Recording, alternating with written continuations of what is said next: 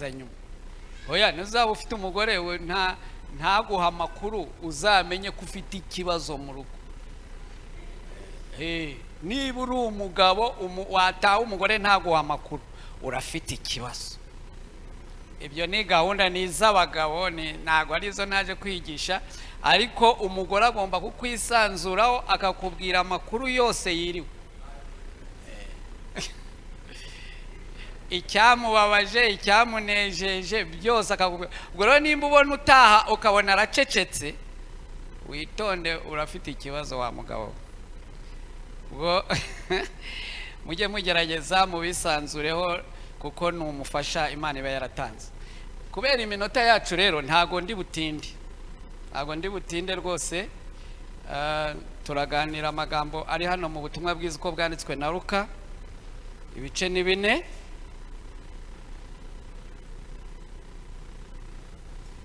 Ibice ni 4, ubutumwa bwiza uko bwanditswe na Luka, ibice 4. Turasoma duhereye ku murongo wa mbere n'uwa kabiri, dusimbuke dusoma uwa 13, hanyuma tuyavugeho. Luka ibice 4, ubutumwa bwiza nyine, ibice 4 umurongo wa mbere kugeza ku wa kabiri, dusimbuke tuwasome n'uwa 13. Ubwo havuga: Yesu yuzuzwa umwuka wera, ava kuri Yorodani, ajyanwa n'umwuka hehe? Aho kantu mu gace h'akarongo, yajyanwe n'umwuka. Amarayo iminsi 40 ageragezwa n'umwanzi. Muri iyo minsi ntiyagira icyo arya, nuko ishize agira gute? Aha naho mu gace h'akarongo turaza kubavugaho. 13 aravuga ngo umwanzi arangije ibyo amugerageresha byose, aramureka amutega ikindi. Ye rero muri no minsi ndi mu minsi ya Pentecote, nge ntago ndayivamo, numva navuga ku mbaraga z'umwuka wera. Kandi tutanirengagije zirakenewe mu by'ukuri.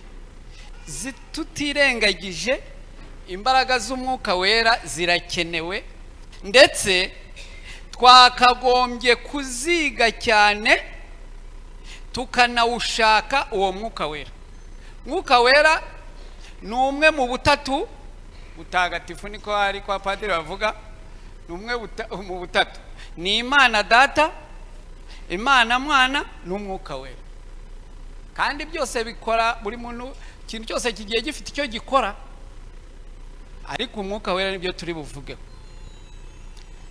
Natekereje rero, numvaga iminota yagiye, numvaga turi bunaririmbe n'indirimbo y'107 mu Gakiza. Ntago biri bukunde ndayivugaho, kuko we uyu muririmbyi yarari mu bihe byo gusenga, ariko asaba umwuka wera. Aravuga ngo twemezwa n'iki ko tuzagera mu ijuru? Ni ikibazo namwe nawe ubwawe wakwibaza. Wemezwa n'iki ko wicaye muri zino ntebe, ko wazindutse uza mu rusengero? Ni iki kibikwemeza? Ye nagiye kwiga theology, hanyuma nshaka kubaririza y'ijuru riherereye. Na mwarimu n'umwe wanciye imbere ntamubajije ngo ijuru ribahagana he. Nkumva kabisa namenya aho ijuru rihereye, nkumva ijuru ahantu riri narishakisha nkaribamo nkumva. Yesu rero aya magambo umwuka wera, urukuntu ndi buze kubivuga, nagira ngo tuze kuganira kuri iyi ndirimbo. Ariko twemezwa n'iki ko tuzagera mu ijuru? Uretse umwuka wera wenyine, nicyo cyemezo tugira cyonyine. Icyemezo kizakujyana mu ijuru ni umwuka wera. Ntabwo muri kubyumva? Umwuka wera nicyo cyangombwa kigaragaza yuko uzajya mu ijuru. Niba udafite icyo cyemezo, niba udafite icyo cyangombwa, uraruhira ubusa. Kuko saha na saha n'ubu Kristo yagaruka, n'ubu mwicaye gutya nkajya kumva mukumva impanda ziravuze fini. Ibaze impanda ivuze waramukiye ahangaha data wa twese. Ugasigara yewe data we, nasomye agatabo k'impanda y'imperuka, ndeba ukuntu abantu bagiye mu ijuru, ndeba ukuntu abandi basigaye mu rusengero. Yavuga ni Mana uzandinde kuzasigara muri kiriya cyiciro. Ni kibi iki cyiciro kizasigara. Twiga kugaruka kwa Yesu hazabanza icyiciro cya mbere. Icyiciro cya mbere kizajya mu ijuru, Bibiliya ivuga ko marayika ukomeye ngo azazana na Yesu bavuza impanda. Marayika azabavuza impanda ngo abasinziriye muri Kristo. Haleluya. Ntabwo bavuga yuko umuntu wakiriye Yesu ukijijwe neza, ntabwo bavuga ngo arapfuye burya. Reka jamais de la vie. Abasinziriye abasinziriye nubwo mubona mu mujyana ku irimbi mukajya gushyingura, nubwo wamutemagura muta mu mazi, iyo avuye mu mwuka Bibiliya ivuga ko abasinziriye. Aho asinziriye ntuhambaze, ariko icyangombwa abasinziriye. Umuntu wakiriye Kristo iyo avuye muri uyu mubiri abasinziriye, uwo ni uzumva impanda rero. Ngo hazabaho impanda ivuge ngo abasinziriye muri Kristo nibo bazabanza kuzuka, natwe abazaba bakiriho duhindurwa. Imumbaza ukuntu tuzahindurwa. Akantu ko guhindurwa ko mukitondera. Aga kantu ko guhindurwa mukitondera. Dore reka nkavugaho gatoya bitaranancika. Aka kantu abigisha bakavuzeho cyane. Hari umwigisha wakavuze ngo Yesu Kristo uko azabasa. Haleluya. Ngo natwe niko tuzasa. Ibaze nimba yarakuremye uri igikara, akavuga ati genzaza gutwara itorero ndi igikara, agasanga wihinduye inzobe fini. Deja guhitwa. Iyo nzobe ntayo yagusiganye, ntayo yagusiganye. Ni wewe wihangishijeho ujya mu mikubisho.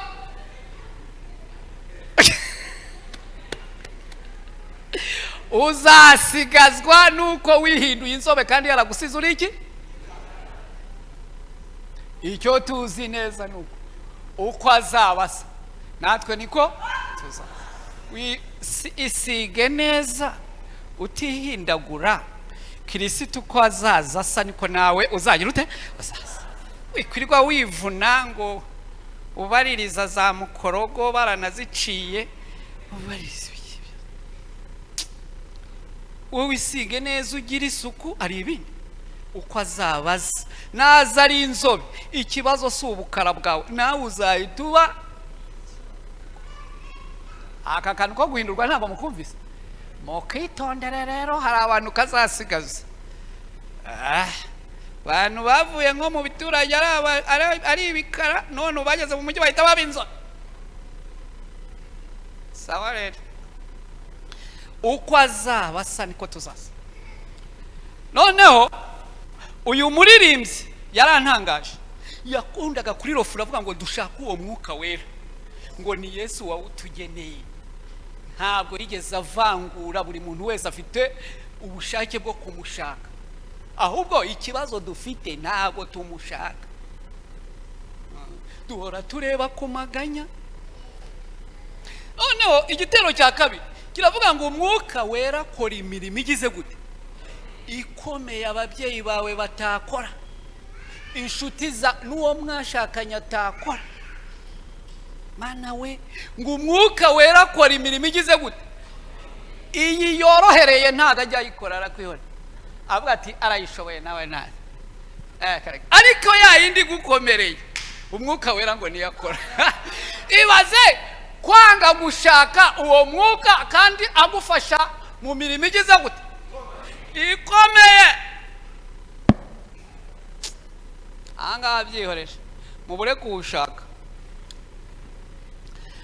Umva ikindi yahise avuga uyu muririmbyi yarantangaje ngo nubona utagifite urukundo nubibona ukabona ufite abanzi, ukabona ababyeyi bawe barakwanga, ukabona uwo mwashakanye arakwanga, abo muvini mwe barakwanga, mbese ukumva nawe ubaburiye urukundo kamembe. Burya hari umuntu uguteramo abazimu utanabaramukanye, wakwivira ngaho ugasanga umuntu yaguteye abazimu. Iyo nigishije abadamu nabo ngira ibintu mbabwira ibintu 9 umudamu akora, umugabo agahita azinga igikapu akakiyendera. Njya mbabwira rero ibyo bintu iyo naje nko mu cyiciro cy'abadamu nkababwira ni ibintu bibiri umudamu birimo by'ingenzi. Ikiza ku isonga cya mbere, yenda 7 tubyihorere tuvugemo 2. Ikiza ku isonga cya mbere ni ukugira umwanda.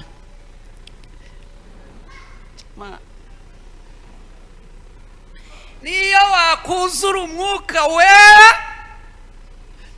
ukajya uvuga ngo watsitaye inshuro enye, nataha ukajya undondora, ariko ukagira umwanda, najya mba ngufiteho ikibazo. Urawuzura ariko byatuma njya no kubisengera. Mwana wambabari ukampera umudamu isuku. Urumva udafite ikibazo. Kandi umwuka we yo wuzuye umwuka wera nabyo arabikwigisha. Umva ikigusetsa. Mubure kuwushaka. Umuntu ukwigisha nuko ugira n'isuku. Umwuka wera ni icyigisho kirekire. Niyo mpamvu twasomye tugasanga Yesu mbere yo gutangira umurimo yarabanje yuzura umwuka wera. Burya ibintu mwirirwa mwihatahata. Nigeze kubaza abantu babizera bashya barambwira ngo ninjye kubabaza. Sha umva nayo maze iminsi nyaruka nkajya kubigisha. Ndavuga nti yewe ndaje mbabaze ndebe ko bizi. Namubajije byatsinzwe n'abantu 2, uwa gatatu nawe waje aragikora. Namubwiye nti niko imibatizo ni ingahe? Ati ni 2. Yinsobanurira ati uwo mu mazi n'uwo mwuka we. Shano warize kabisa. None se uwo mu mazi ubatizwamo nande n'uwo mu mwuka we ubatizwamo nande? Avuga ati rero arandeba ati uwo mu mazi ni pasiteri, niwe wambatije uzanambatiza. Uwo mwuka we ati ni Imana. Nturagikoze turacyako ariko ni cyari kitararangira. Ndavuga nti umwiza cyane n'uwo. Arongera arandeba ati ni umwe mu mwuka we. Uragikoze ntituracyagenda. Urashaka kubanza kubatizwa uwuhe? Aho yabize ibyuya, ariko yari yabanje kumbwira ngo ndashaka kubanza kubatizwa mu mwuka wera. Ndavuga ni okay sava, nturakoze, nturi umuntu w'umugabo rwose, noneho rwose wanahamije wanansubije neza. Urumva ataransubije neza. Ndabize ndamubwira ni ngaho genda rero, ntago hano nta mupasitori uhari ubatiza mu mwuka wera. Uzagene numara kubatizwa mu mwuka wera uzagaruke tukubatize no mu mazi. Ati sibyo? Atoya. Ati ongera umpamdi mahirwe ya kabiri. Ese ntagusubije.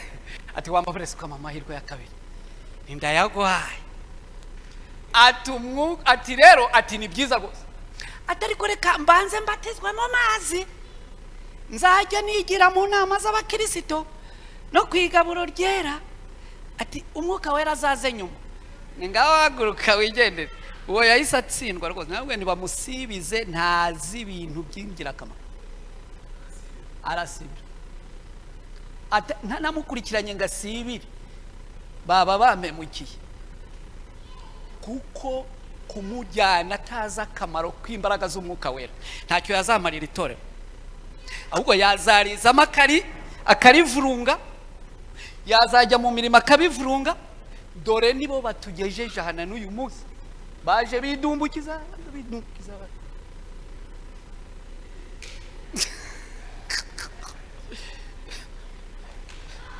urumva ko byoroshye.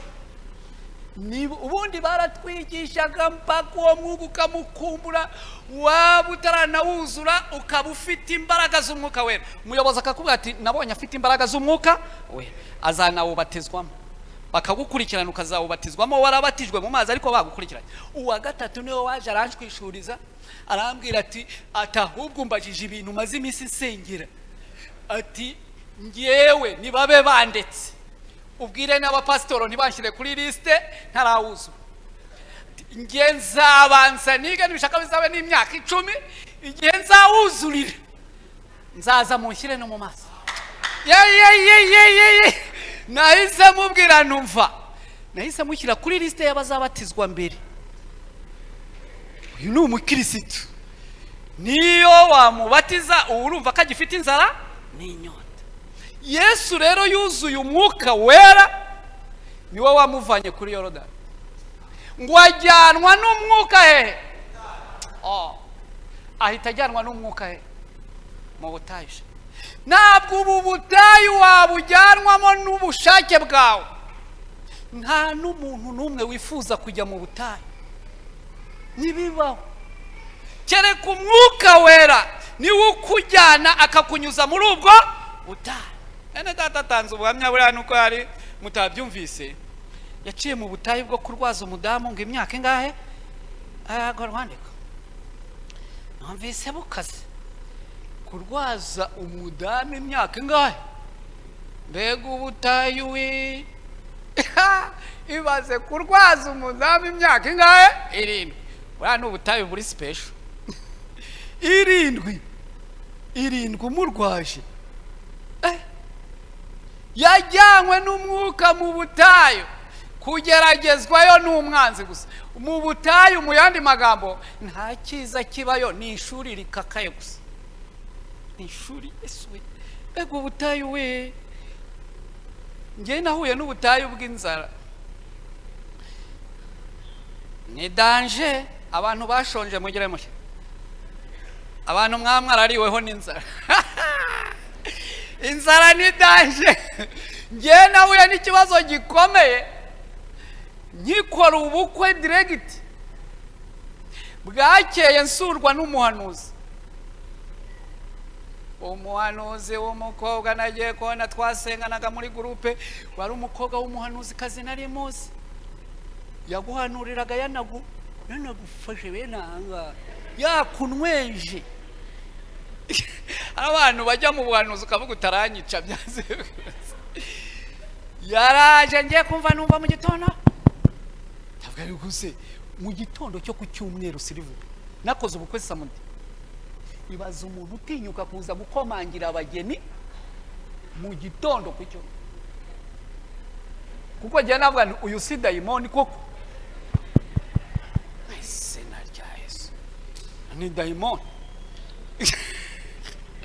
Yini dayimoni. Waraye ukoze ubukwe ukumva mwezina rya Yesu.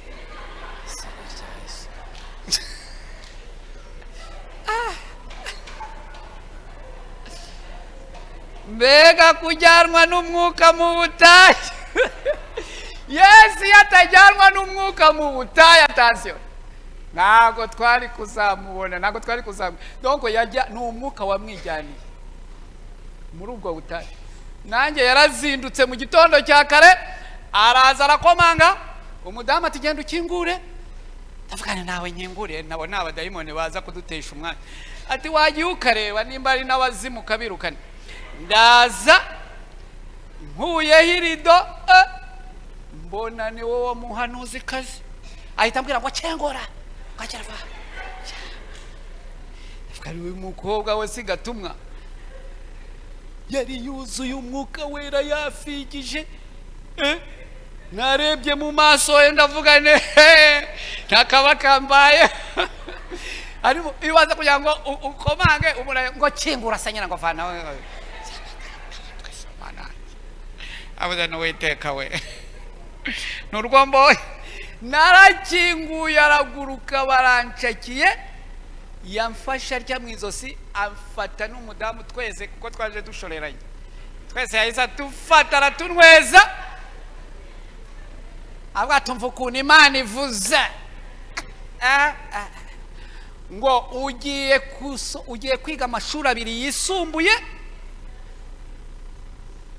ugiye kwiga amashuri abiri yisumbuye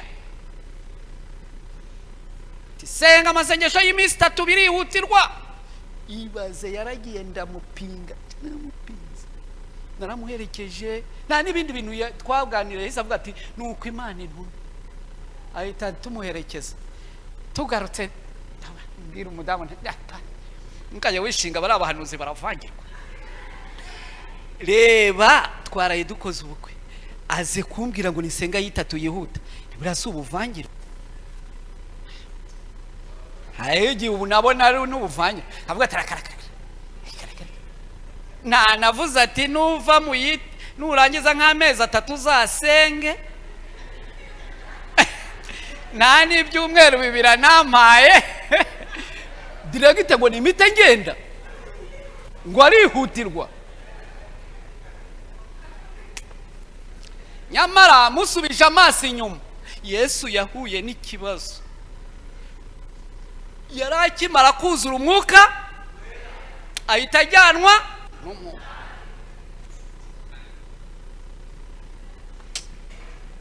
akiri mubisi we nta n'umuntu arahanurira avuga ati wi gusa kiwuzura ati genda mu butayu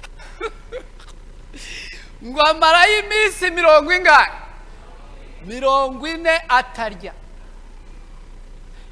icyantangaje rero reka manze mbaho ubwo buhamya gatoya ukuntu byagenze icyantangaje rero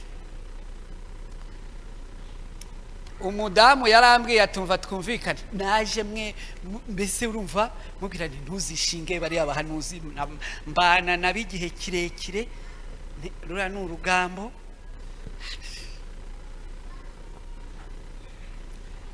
turaza gusengana ntawo byanze ariko nzaba njyayo kameme turacyakira abashyitsi bimeze bite mwereka gahunda zose ati nibyo ariko tugeze mu nzu umudamu aravuga ngo ndisubiye wese unyisubiranye gute ati jya gusenga ati kuko ntago satani yakohereza gusenga nimba ari satani kohereje gusenga yumvire nayo genda satani nakohereza kujya gusenga uzagende si inyungu zawe ubu satani yakubwira ngo genda ujye gucurisha intwaro zindi zo kundwanya ngo izo wari ufite ngo ntago zanshobora yakuretse se akagutsinda hejuru y'izo wazanye aho kugira ngo ujye kuzana izindi zifite ubukana ntago satani yapfa kukohereza gusenga nuzakuvangirirwaho uzamwakira ubwo buhanuzi zabwira uti wi kuko ushobora no kuzasenga ukamenya ko yanavangiwe kandi ni inyungu zawe ku giti cyawe mwene data yigishije akamaro ko gusenga numva yanasoza tugasenga gusenga abantu bagomba kubimenya bakamenya akamaro kabyo batari ugupfa kuza hano wigendesha kuko wiboneye usa nkaho ujya muri stade hano ntago ari stade hano ni ugusenga tarukuramuka wariye wafigije wageza nko mu masasa basamunani ukabona kutogagira ngo uraje ngo reka nge kurenzaho n'ijambo ry'Imana abandi biyirije wowe uje kurenzaho ijambo ry'Imana ukarigira deseriye sawa ariko nacyo ushobora kuza urigize deseri waje wujuje ibya deseri ewana bikaba deseri ejo noneho ntuzanarya ugafata ingamba nk'uko wumvise kizi imbaraga arizo zamujyanye mu butayu ngo arageragezwa none hari umudamu nahise muta mu nzu ni ngiye umuntu wakoze agashya nimba hari n'abandi bagakoze simbizi. Nahise yarambwiye ngo ntago ari satani yanyohereza. Ndavuga nti nawe urabyemeye, urabibyemeza. Nahise njya kuyasengera ahantu kure atazanampamagara, atazanantumaho.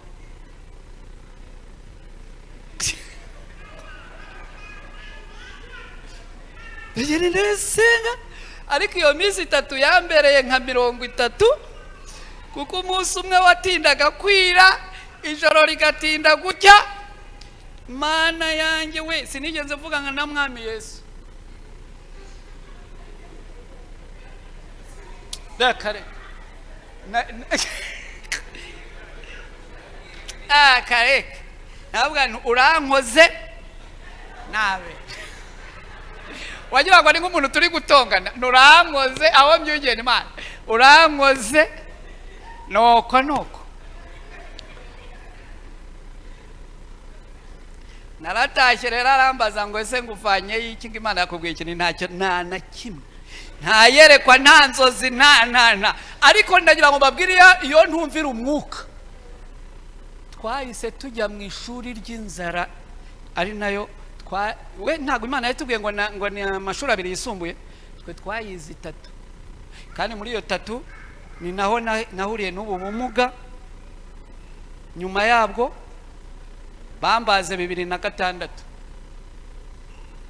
kandi Imana nayo yabonaga ko igiye kumpa abana mu firirizo. Yampaye abana mu firirizo, we umwe yaje afasha agatsisi no kundi. Uziko Imana iguha abana ipantaro ikajegera.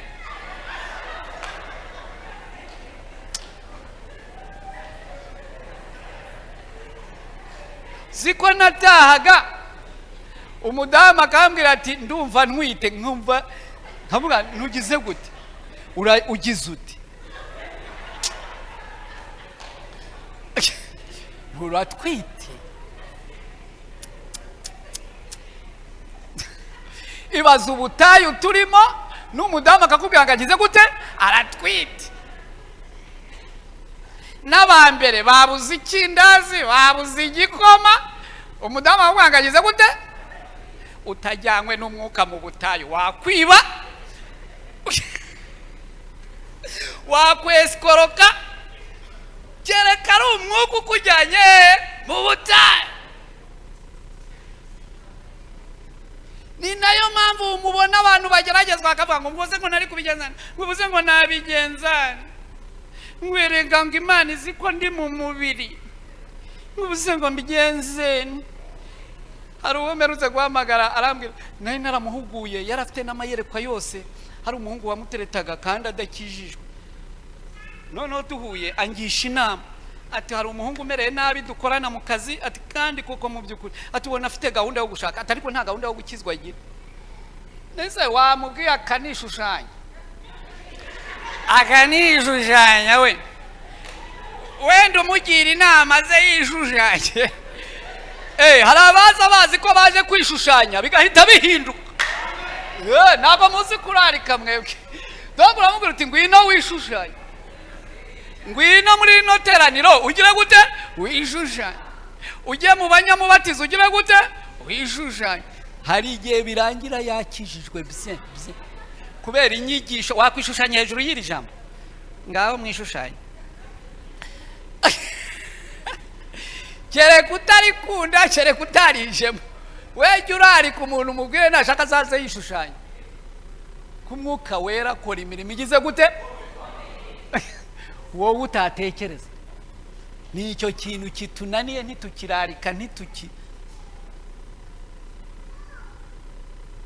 wowe wamubwiriza iki? Wowe wamubwira, wowe koresha uko ushoboye, umwerera imbuto umuzane mu nzu nta bindi. Uvuga uti Imana ngo uwo namuzanye, ibisigaye nibya. Wowe ujye ugerageza umuzane gusa, ubundi ibindi biharira Imana. Naho kuri kumubwira ava mu byaha, uri umunyabyaha, rimwe uzatongera umunyabyaha kudihe. Weke hari umunyabyaha ati urakomeza ubinshinja. hari abadamu yo nagiye kubabwiriza ndabahugura ndababwira ni mwitonde niba ufite umugabo udakijijwe ntukajye usenga ngo yumve numva ajya yumva ari amagambo meza umuvuga neza tindagushimira Mana ko wampaye umugabo unkunda kandi umeze neza abandi baramubuze haleluya naho niyumva avuga ngo Mana ngo urabona umushiha w'uyu mugabo ngo urabona iki wamufatiye harya warangiza yaguhaye urushyi urashaka kuvanga Imana imfate umuntu Imana kumuteza Imana umwuka wera rero akamaro kawo aratwigisha ikigisho ni kirekire ni nko mu ngingo ndimo gusa kujyanwa n'umwuka ntago ari ukugenda kenyege umwuka wera akora imirimo ikomeye turaza kureba imirimo akora nagerageje kwandika imirimo nk'itanu ariko turaza kuyireba iri ngombwa iza kwisonga ni myinshi akora ariko natoyemo nk'itanu nyivugeho muri ya minota ze urumva muri make mutaza kumbaza ibindi twari ryize ishuri ry'inzara turaryiga impamo n'abana bashoreranye imiryango yewe abo dukorana bakajya baza kumpugura atariko wagabanyije umuvuduko atarikiri abiki banyima inzu zo gukodesha mu rwego najyaga kwaka inzu bakambaza umubare w'abana kandi si uko yari awuyobewe ariko yawunsubirishagamo nabwo ni hano bandaye inzu ikodeshwa ngo waryo ufite abana bangahe kandi mu kintu nzira nkanaziririzwa iyo mbajije umubare w'abana ngusabye inzu simba nkibaye wawe namenye ubashakira iki umwana ntazakwishyura ntuzamugaburira nta posho nkwatse inzu urambaza umubare w'abana afazari wambwira uti giye sincumbikira umuntu ufite abana giye umuntu ambwiye gutyo ngo sincumbikira umuntu ufite abana ndamwumva rwose kuko hari umuntu ufite ba nyiramaza akavuga ati giye nzacumbikira abajene mariye cumbikira abasiribateri nta cyaha bakoze ugiye kumwaka inzu rero ntukamuzane utugambo kubera umubabaro wawe ngo se ngo urayinyimye ngo ibyo yarayubatse urya neza reka yishyiremo abo yumva ashaka ariko kubaza ngo ufite abana bangahe urabagaburira bari mu ndangamimerere yawe ni nko gushaka kumya kunjombagura ukuntu amubwiye ni rero ntabwo yarabamaye bashoreranye ari ibibazo nahuye n'ibibazo ndashyuha ipantaro irajegera wari wabona umwana umwe avuka undi afashe agatsisino kundi gutya ashorera yewe data wa twese we uziko twarashonje mu rwego abana bambariza rimwe igikoma nkayoberwa icyo nkora kandi umudamu uko dushonje Imana yari yaramuhaye isezerano yuko azabyibuha twaburara akabyibuha twaburara akagira gute uziko umudamu wanjye yageze hagera 120 ngiye mfite 45 nagira byinshi senkana Yesu wabambwe uziko twisigaga amamesa tugiye gutekaho ahubwo akarushaho kuba inzobe yaka twajya guterana ati ego rwandiga ati kusigaye wisiga amavuta meza iyi mibiri mwirwa muhenda mwijuru bafite indi mibiri we mwuka wera akora imirimo igize gute ikomeye yayikoreye Yesu rero reka maze mbabwire burya umwuka wera ibintu Yesu yahuye nabyo mu butayu ni ibintu bitatu icyambere yahahuriye yego n'umwanzi nyine niwe wamugerageje ni ibintu bitatu yamugerageresheje yamutegeye kunda reka mbanze mbabwire umuntu ugutegera kunda ubundi abagushoboye reka mbanze nkubwire ubu murasenga ariko umuntu ubasha gutegeka inda ye ijuru uzaryigiremo njya mbibona no mu makwe ntaha hose inda ziba zarabanani. Ugasanga umuntu bira biryo batanabihagazeho mwabimaraho abandi bakiri inyuma. Ariko cyane je nabwiye umuntu twatashye ubukwe ntigengeye kurya ziriya nyama zo mu bukwe nawe umpagaze hejuru. Ahubwo atese buri urazirya gute? Ngewe ndajyayo nyuma y'abantu, kuko nabonaga ibindi biryo byose nta wabihagazeho. Inyama hariho umuntu aza aguhereza, ndavuga nti ngewe ya nyama ngiye kuzirya. Aturazirya ute? Ndakwereka uburyo nzirya. Baratoye umurongo ati muzehe ngwino ntimukomeze nta kibazo, muzehe tambuka imbere, ese watumye umuntu ni nta kibazo mwe kandi bari yarura bajya ku karongo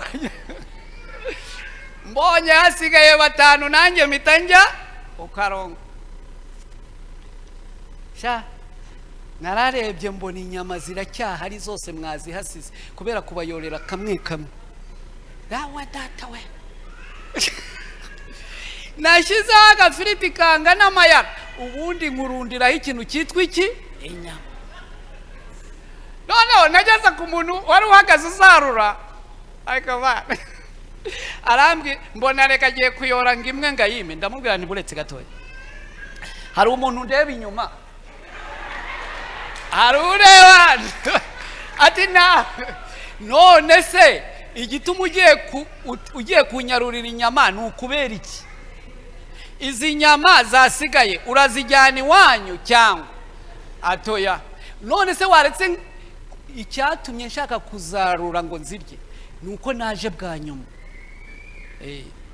Ubu yo nsanga zarangiye hari ikibazo mba nkufiteho? Atoya. Reka narurere. Naruye inyama ndagenda ndicara nzirya neza. Uwo mugabo arambwira ati shatwariye kamwe ati mbabarira ume nanjye kandi ndavuga nikora gahunda. Nuko umuntu ugutegera kunda rero abagushoboye. Yesu Satani yamutegeye kunda amazi iminsi 40 ingahe, asanga yajyanywe n'umwuka. Umwuka yaramwigishije bien, umwuka yamushyize ku rugero rushyitse. Umwuka wera arakwigisha ntugire inda nini, umwuka wera arakwigisha wagira ikiro cy'isukari ukakigabana na mwene so. Umwuka wera ubu busambo mubona nuko nta mwuka wera mwaridumbukije ngatumbura ngo urabatizwa. Nta mwuka wera ufite, n'umushyitsi araza wawe ufite isukari ngo yayipangiye abana. Sawa rero muri iyo nzara umwuka wera yarangerageje, nako Satani yangeragerejemo. Twabonaga manu ndayibutse tumaze iminsi 3 tutarya, tujye kubona tubona manu twari kurya saa 6 na nijoro. Tugiye kubona tubona abashyitsi 3 baraje, yarangije guteka imboga yazitekeye rimwe, ari ugusonga ubugari nimugoroba tugasonga ubugari nejo. Agiye kubona abona abashyitsi baraje kandi amazi atarabira. Yongera mwandi agira ngo barihuta, reka data arampamagara ati ngwino nkubaze. Ndagenda atese mbusonge mbureke, ati ko n'amakara agiye kudushirana. Nawe yani buretse nsubireyo ndebe ko batahawe. Ja udafite umwuka wera uri agasambo wabigisambo. Mwuka wera ni ugushoboza muri ubwo butayi. Narabibimye mbona ncunze. Mudamu arongera ngo waza ngo nkakubwira papa w'abana. Nkagenda nanone arambwira ati amakara agiye kurangira. Uramwaye atagiye kurangira kandi urimo urambwira ngo nimbeneze. Nanjye najyaga muri salo nkisinziriza kugira ngo babagabo babone yuko narushye batahe. Wapi ikiganiro bakakiryoshya. Akajya bambwira ati wikwisinziriza sha tuganire. Abana uvuga na bagabo n'Imana yabatumye. Nagiye mbwira umudamu nisonga tu. Imana itubabarire nawe nanjye isonga. Songa ubwo Imana yanze yuko batunyuzamo ijisho songa birangire ibyejo by'abana. Bibiliya yarambwiye ngo ibyo kurya bidutunga biduko buke isonga. Yahise asonga turarya turarangiza baratashye nta nuwansigiye natanu kandi bamwe babiri bari bazi ishuri ndimo.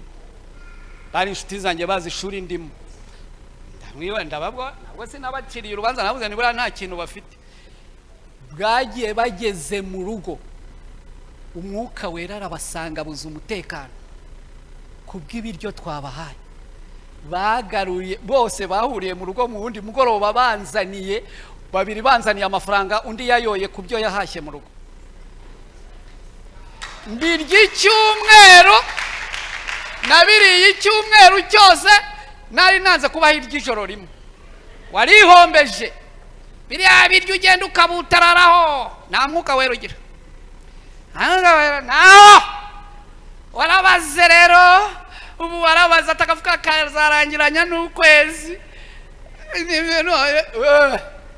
Naho umwuka wera akora imirimo igize gute yemwe ikomeye. Niwo wemeza abantu.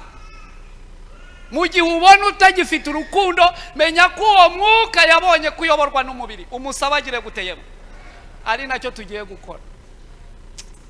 Mwuka wera yaragiye ni nayo mpamvu witubona abantu bakwanga.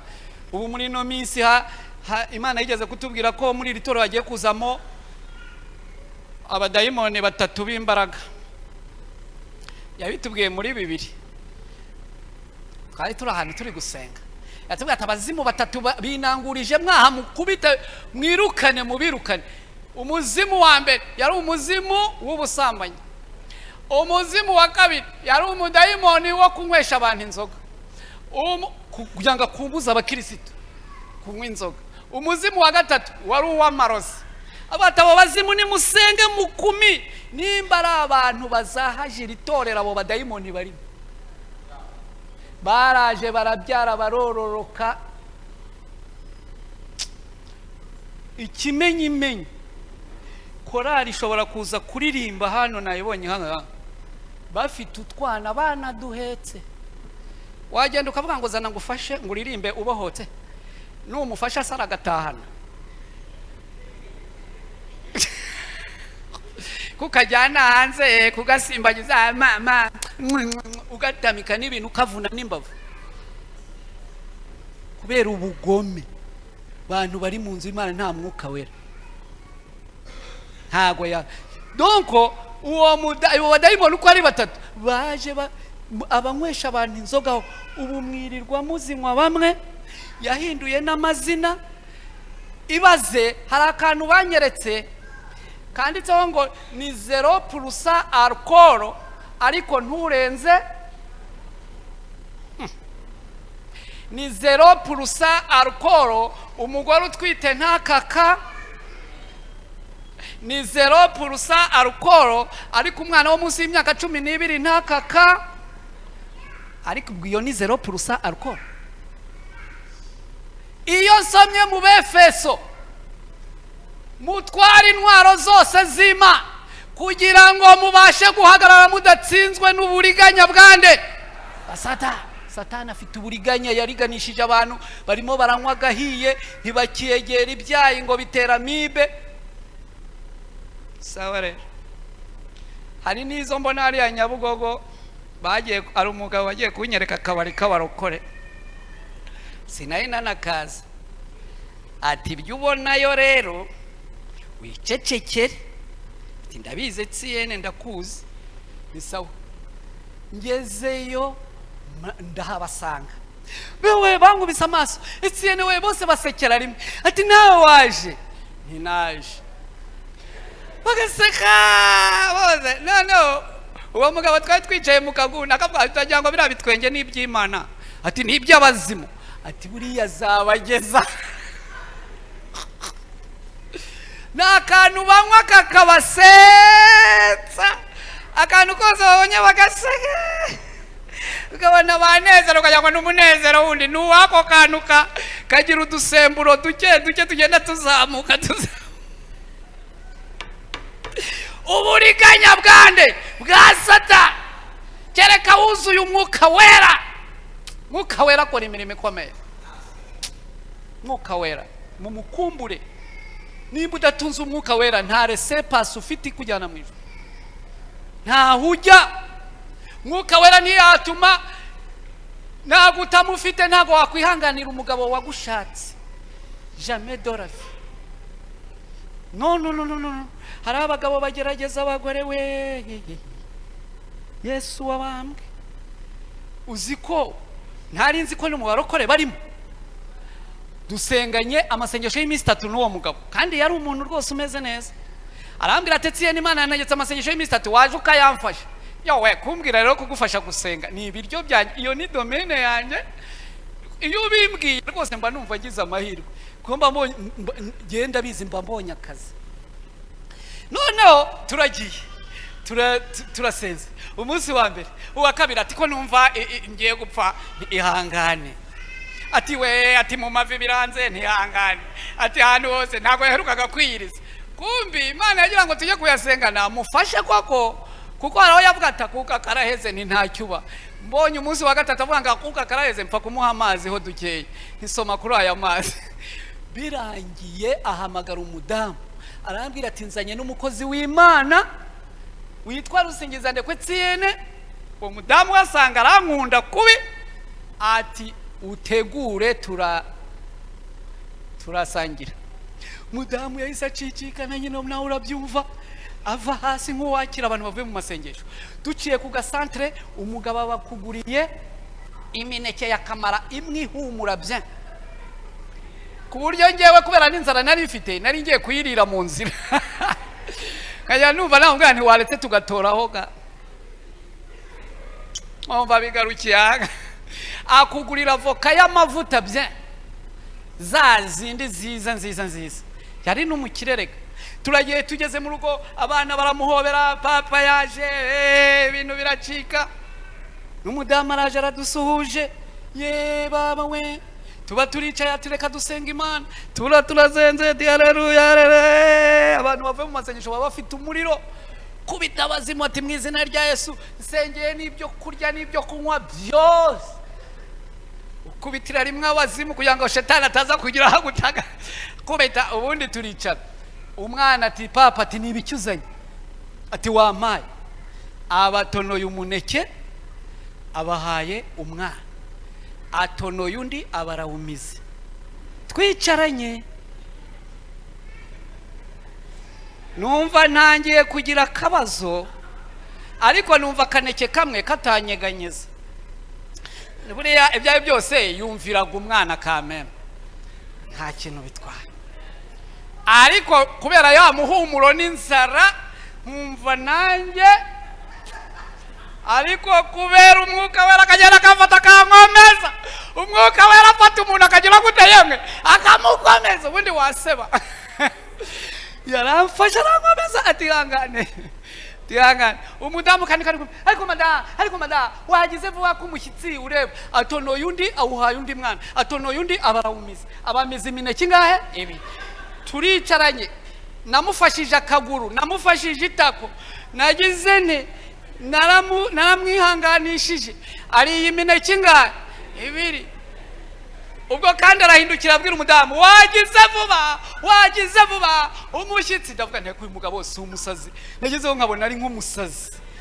Izina rya Yesu, siko nshobora kuba narasenganye n'umusazi nkuto katikaje na Yesu. Nibikira nibikimwe. Navuga nti nibiki ibintu biri kumbaho, nkajya hanze kujya kwihagarika ntabishaka. Navuga nti mwami Yesu undengere urugo nduvemo amahoro nasebye. Ngarutse nsanga yasatuye avoka, agahereza igipande umwana, afata ikindi nacyo barakimize. Amize igipande arimo avuga ngo ese ubundi n'avoka imeze iti. Ari imineke ibiri n'igipande. Nawe nyumve, uwo muntu afite umwuka wera, kandi namwe muba murimo hano. Ntabwo bisabiye yerekwa rega murimo. Noneho abafashe icyayi cyanyishe rero, aragihoza ahoreza umwana. Mada wagize vuba. Arahoza arangije ngo ariko ubundi harimo isukari ingana gute.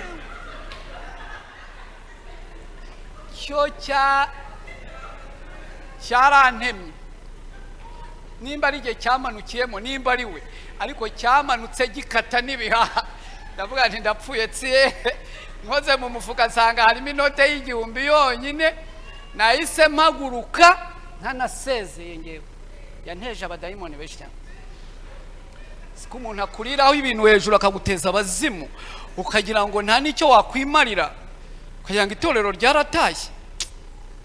Nahise nanjye nca ku gasantere ngura imineke ngura n'avoka. Yarambwiye ati kutashye utariye. Nti no, iminota nayo nakugeneye irarangiye.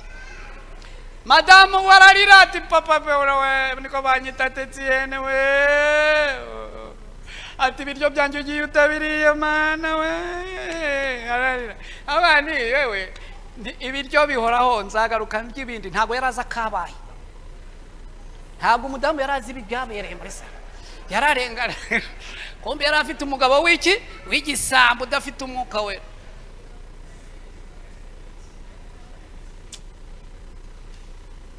Ananje we narakubititse mu buryo bw'ifatizo.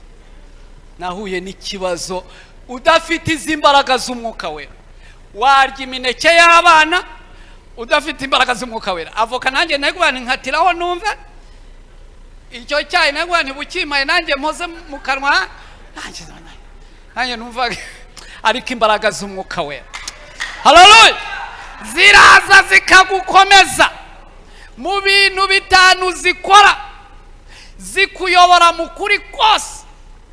Cyo kintu cya mbere mukora umwuka wera, ngakuyobora mu kuri akakurinda ibinyoma. Ngo uwo mwuka wera naza azakuyobora mu kuri. Icya kabiri zikora, zitanga imbaraga zo kugukomeza. Nanjye murumva kaho nari kuhasebera, nanjye naratashye sha mpita mpamagara abana, nimuze hano, mpita nsenga, ni mu izina rya Yesu byose byeze. Fata umuneke muhe umwana, nanjye ndawumira. Fata undi muhundi, ntakira we peti, nanjye mfata undi ndamira. Mfata avoka ndasatura n'igipanda umwana, ikindi nanjye ndamira. Iki abazimu bansuzugure nkaho ntafite iwanjye. Umudamu arandeba, ungira umudamu ushishoza arandeba, ati niko papa, ati nshuti yanjye ni karabe, ko ndeba ufite abadayimoni. Ibaza umuntu uvuye mu yinga bakakubona mwiki, kandi nari mbafite pe. Mvanye kuri uwo mugabo namubwiye nitabaranya, ntago wavangiwe, ngwino umwuka wera aragukoresheje, ngwino nsengera unkuremo aba bazimu. Ndabimutekerereza, yaraturitse araseka arigaragura buruka, ati Yesu we, ati subwo yo wihangana koko, ikwihangana kwandangiranye ntibiranira. Ati subwo ibyo biryo by'uwo mugore ukuzamukizwa n'icyo uzamuhagarara imbere umwigishe. Nonge numva ni ikibazo, dufite abantu badafite imbaraga z'umwuka wera bahemukira abandi, akagaruka nakakwigisha ko nta mwuka wera bafite. Ngewe nzi ko dufitanye ikibazo, mpagarare n'imbere nigishe tutarayikerewana. Mwuka wera ntago yakwemerera. Umudamu yarambwiye ati utararya hano, utaragira icyunywa, subirayo. Ndagusengeye subirayo, ugenda ukiza umutima w'uwo mudamu, umusaba imbabazi. Nusanga abana bimaze nta kibazo, ariko umusaba imbabazi. Nasubiyeyo umudamu ariruhutsa, yarambwiye ati tse ni umwuka wera ukuzanye, nari nakwanze mu rwego ruri hejuru. Uzi gutegurira umuntu ibiryo, uzi gutegurira umuntu ibiryo akagenda atabiriye, wacuraganya mu kikoni. Yarambwiye ati umwuka wera ni ukuzanye, kandi reka nkubwire ati umwuka wera arakuzanye. Ni umwuka wera wangaruye. Umwuka wera akora imirimo igize gute yemwe? Ni wowe wemeza abantu. Reka mbabwire undi murimo akora, atuma abantu bumva ijambo ry'Imana neza. Undi murimo akora, umwuka wera arakwigisha, akaguhumuriza, kandi umwuka wera agatanga n'impano, ukagira impano. Izi mpano zo ntitwakurirwa tuzivuga. Umwuka wera niwe wemeza abantu ibyaha. ntago ngewe ubu nabemeza ngo uri indaya, uri umusambanyi, uri umujuru, uri umurozi. No, umwuka wera niwe ugusanga akakwemeza akavuga ati ibyo ukora. Nk'ubu nakubwira nti nta laissez-passer ufite. Nimba ugira agasuzuguro nta laissez-passer, nimba uri umunyabugugu nta laissez-passer, nimba utukana nta laissez-passer ufite. Nushaka uzaririmbe, nushaka uzavuga indimi nk'iz'abamarayika, nushaka uzagira ute, nta cyemezo ufite cyo kuzakujyana mu ijuru. Kereka wuzuye umwuka wera akaguha n'impano ukanera n'imbuto. Ubu umwuka wera iyo tubone nk'igihe twari kuvuga imbuto tukavuga imbuto. Ubu ngubu abantu benshi baravuga mu ndimi ariko imbuto nazo. Reka mvuge kuri umwe ku bana banjye, nta kibazo ngiye nitangaho urugero kandi nabo barabyemeye. Ntabwo kera najyaga mbivuga bakarakara, abana ese ko mvuga ibyabaye. Ubu ngubu basigaye bavuga ati jya ubutanga pa, jya ubutanga. Umwe yavuye mu masengesho y'iminsi 2,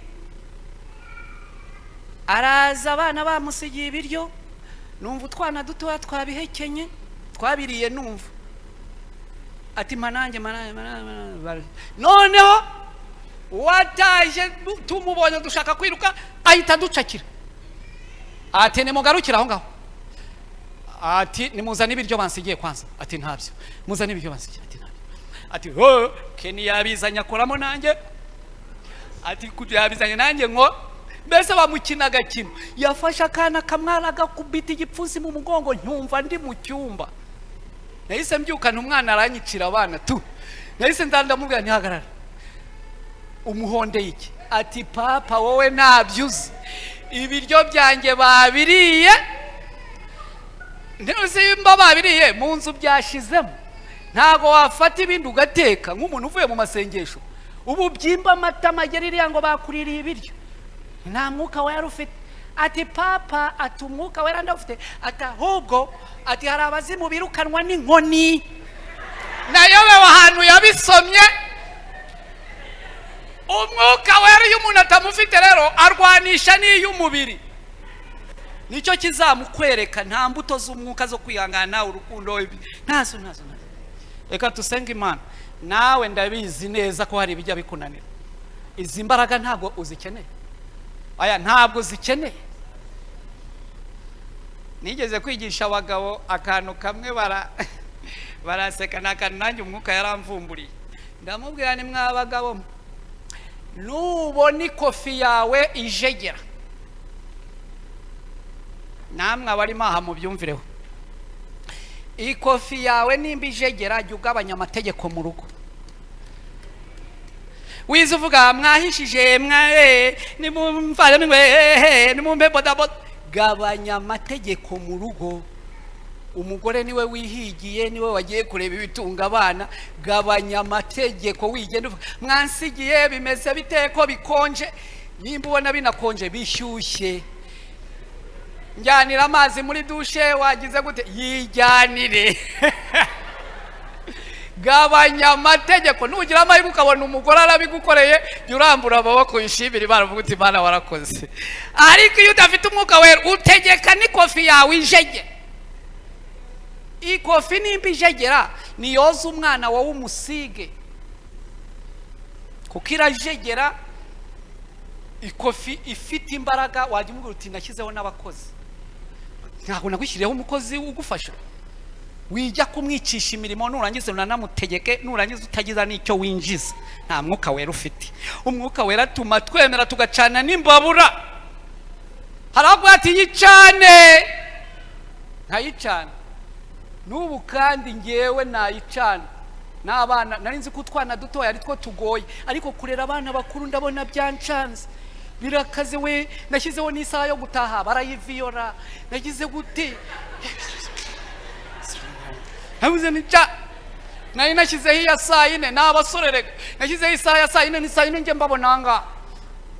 Uzi ko saa 4 abatari hano are ujya urara irondo, ufite iranga muntu uri muri systeme, ujya urara irondo saa 5 kumva eswe kunkomangira gutya giye umunyiri urugo natashye kare, ukumva umwana ngo don.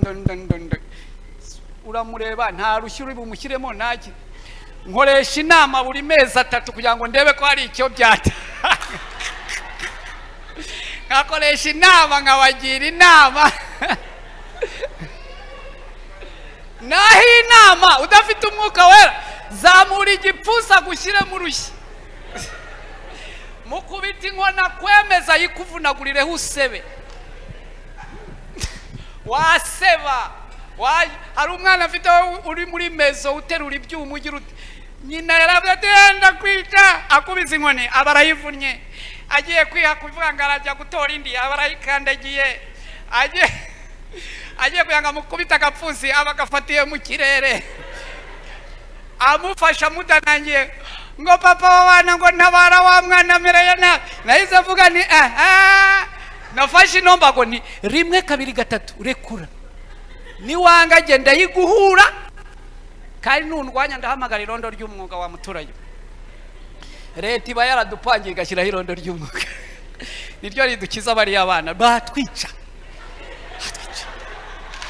udafite umwuka we ngo aguhe ubwenge bwo kubayobora umwuka wera akora imirimo igize gute yemwe ikomeye wicika intege nta mwuka wera shaka izi mbaraga urumva utazikeneye oya urumva udakeneye imbaraga z'umwuka wera urumva utarirwaniriye abantu birwaniriye bahaguruke dusenge uzi ko yirwaniriye ahaguruke dusenge hari ibintu njya nirwanirira neza bitewe nuko biba bindenze no kuvuga amagambo menshi n'ukwirwanirira no ku ibintu byose burya turirwanirira tugashaka kwicira inzira hamagariza imbaraga z'umwuka wera zikora imirimo igize gute zikamuyobora zigafata umwana nayo mfite umwana wari warigize ibandi aka niko ngiye kurangirizaho nubwo nabizambije nayo mfite umwana wari warabaye mu rwego rwo gufata n'inzembe akakata abantu wibaga n'imodoka zigenda kandi nza kubwiriza hano nabwiriza bakabata ari kuyusese wa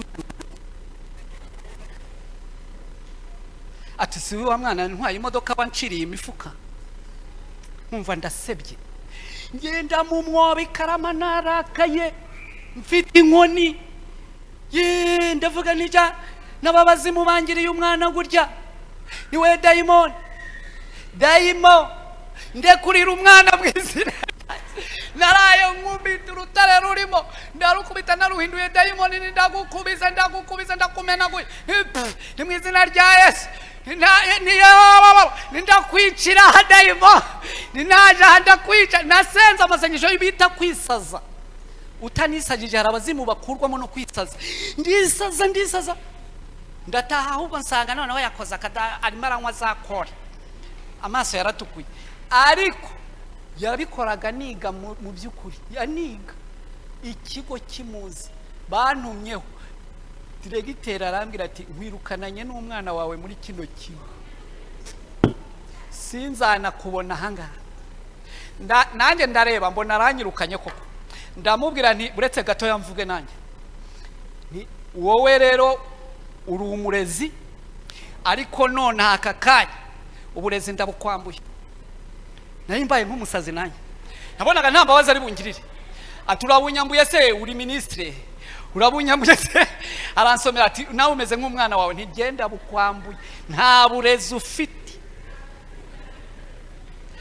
ati bitewe n'iketse yari n'umukirisito nawe yarabizi abona birahindutse ndamubwira ntereka nkubwire nta mwuka wera ugira nta burezi nta nubwo aba bantu uzabashobora ntibazakwirukana kuri iki kigo ku buryo tuzahura numvaga ngiye kumwaturaho ibintu ngiye kuvuga ibindi byinshi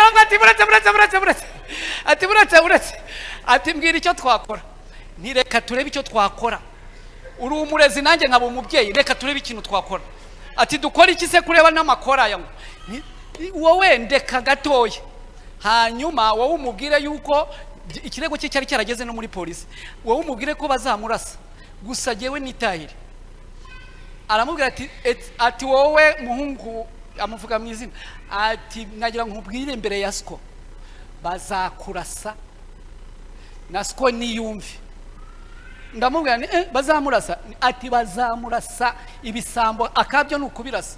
No mitamvuga nti yewe ndabyumvise noneho reka dutahe. Tugeze mu rugo mitampamagaza inama yose, inama rusange yose, komite ni inama rusange yose. Mitamvuga ni mwese ni mugote uno mwana, mwese ntijyamo hagatisha.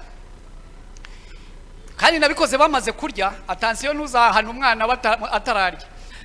Nabikoze bamaze kurya, ni mwese ni mujyemo.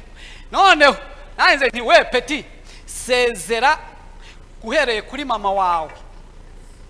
Nibyo bavuze ntabwo wabyumvise? Ati nabyumvise. Sezera uhereye kuri mama wawe, nta muntu uzasezera ku ntumbi yawe. Tugiye kugusezera ukiri muzima ugihumeka. Ati mama bye. Nyina araturitsa bararize. Urarizwa n'iki se ko bazamurasa? Sezera no kuri bashiki bawe. Bashiki bawe ati papa yarakubwiye ariko ati nakundi nyine barana. Mukuri barumuna agatoya niko kamubwira ati ngwina ngusezere. Ati papa ugiye wamuruhirije. Ati genda baguturitse. Umwana yararize hagataho arangije arandeba ni ntacyo ndebamo, naraguhanye waranze, ni nanjye ngwino ngusezere, nawe waranze, genda bakurase, twebwe ibyacu turagusezeye, niba mara kukurasa tuzagushyingura nawe ugusezeye, tugusezeye ukiri muzima. Arambwira ati ubu nta yandi mahirwe ya kabiri wama. Numva nanjye binkoze ku mutima, ngiye kuyagosha, ngiye kuyagwana waraga.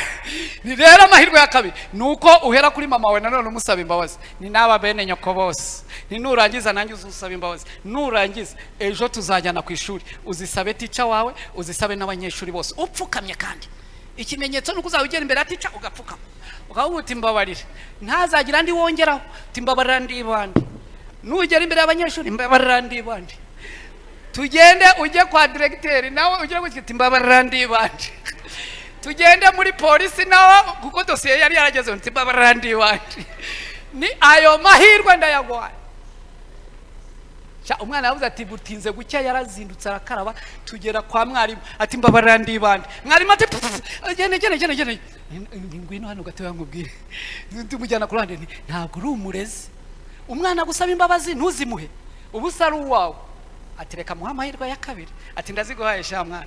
Ajya mu banyeshuri ati ni mumbabarire ndi bandi. Abanyeshuri ati ni nsembe zawe. Ati nimuzimuhe, barazimuha. Kwa directeur barazimuha, tujya no muri polisi barazimuha. Umwana itacika ku biyobyabwenge kubera imbaraga z'umwuka we. Haguruka dusenge, warananiwe. Nasoje nago nakongera, aha nukwirwanaho. Haguruka nawe aho wananiriwe urahazi. Izi mbaraga zirakenewe, ariko umubyeyi zirakenewe. Mu bihe nk'ibi ngibi zirakenewe, mu bihe bikomeye nk'ibi dusohoyemo. Izi mbaraga, reka mbabwira aka kantu nako yenda nkakababwire nta kibazo. Hari muri ibi bintu barimo leta ivugurura byo kuvana abantu mu manegeka. Umuntu bavuze bati we bukuye hiyo nzu tugiye kububakira amazu. Noneho rero yari afite inzu arihisha 300,000. Araza arandirira ati tsiyene we, ati leta iranyishe. Ni leta igizite, iburetse gato niwongere no gutakira iwanjye uvuga ngo leta irakwishe, ibyuma bitanadufata. Ni nasoni leta yica abantu gute kandi itureberera. Ati bansenye nzanzo ni ntahuba. Numva nuzi umwuka wari ukarimo avuga, numva jewe mbaye munini, ndamubwira numva ukuntu Imana imbwiye. Ni ugiye ahubwo iriyanza igiye kuzikuvunjira, ubona inzu nziza agabanya urugambo. Arambwira ati wowe uravangiwe, ariko ntabwo mvangiwe. Ugiye kubona inzu nziza, wowe gabanya urugambo, ntiwongere kumva uvuga nabi leta. Nta n'isoni ugira, nta soni, leta sirakwishe, gabanya amagambo. Ubu tuvugana bubatse amataje hariya kuri Mazi, bamuhaye imiryango 3. Umuryango umwe w'ibyumba 3 na saro, uw'icyumba na ibyumba 2 na saro, n'uw'icyumba na saro. Abirihisha amafaranga ari hejuru 300. Arakodesha. tuherutse guhura ndamubwira numva we hita ukanda akanyenyeri ukurikiza amabwiriza nigira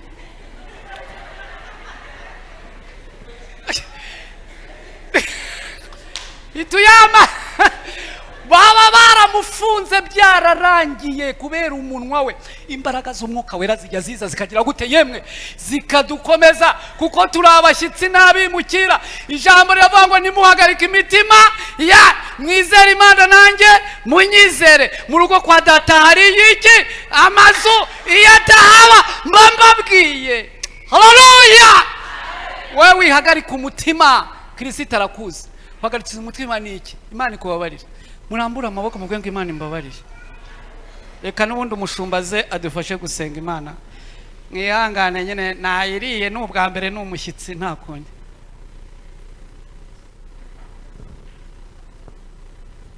Arakoze umugani we n'umushyitsi kandi mu mutunga ibiganza Imana imuha umugisha. Ureke dusenga. Mana turagushimiye. Ijambo rya rivuga neza ngo ntiduhagarike imitima yacu. Twizere Imana nawe tukwizere. Kuko mu rugo kwa data hari amazu menshi kandi yatahaba ubu barabitubwiye. Dushimiye iki kintu wakoreye umubyeyi. Uriya mwana ukamucisha bugufi. Mana yo mwijuru we ndagushimiye kuko ababyeyi bose ibyo biratunezereza. Iyo uhaye umugisha abana bacu natwe turanezerwa. Mana bajya gukura twavunitse kandi natwe niko tukuvuna mu kutugeza mu ijuru. Rero iyo utugiriye neza ingana gutya uko tugirira abana bacu ibambe nawe turabizi ko ari kuzitugirira. Mana yo mu ijuru we Mana niyatwe duha imbaraga zo kunesha ibituruhije. Urakoze rero. Reka umwuka wera tuyobore. Reka umwuka wera twigishe. Urakoze kuko ubyumvise. Tugushimiye tugukomera mu mashyi kuri umwami. Amen.